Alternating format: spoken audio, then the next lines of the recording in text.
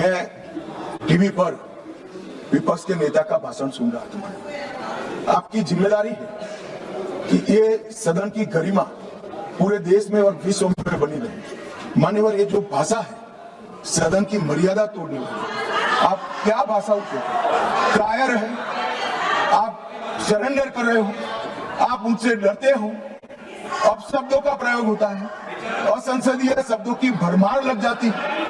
सदन में कोई आंख मारता है, कोई मुस्कुराकर बैठता है। मान्यवर, सदन के रास्ते पर चाय पकौड़े खाते हैं। सदन के रास्ते पर किस प्रकार का विपक्ष के नेता का बिहेवियर, किस प्रकार की भाषा है, क्या वो समझते हैं कि भाषा को देश नहीं सुन रहा है?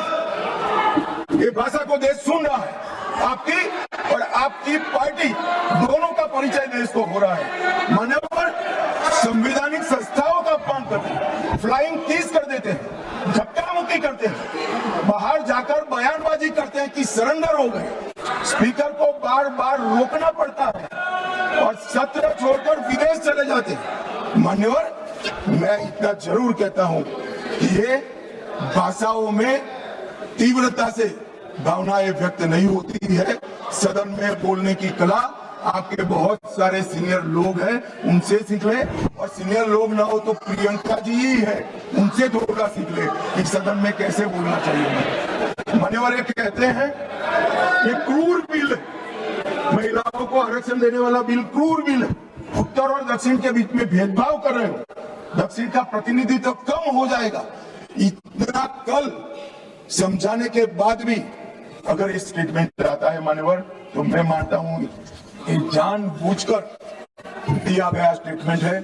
मान्यवर, मैं विपक्ष के नेता राहुल गांधी जी को, पूरी कांग्रेस पार्टी को और विपक्ष के उनमें को इस देश का परिचय कराना चाहता हूं कि हजारों साल पहले राम सेतु बनाने के लिए जिस गिलहरी ने योगदान दिया था, वो गिलहरी को भी आज अवध्य माना जाता है इस देश में। इतना उपकार याद करती, और हजारों साल के बाद भी हवन में हड्डियां डालने वाली ताड़का को भी याद रखें। आप महिलाओं को आरक्षण देने वाला एक पवित्र यज्ञ रूपी जो बिल है, इसमें विरोध की हड्डियां डाल रहे हैं। इस देश की महिलाएं आपको माफ नहीं करें।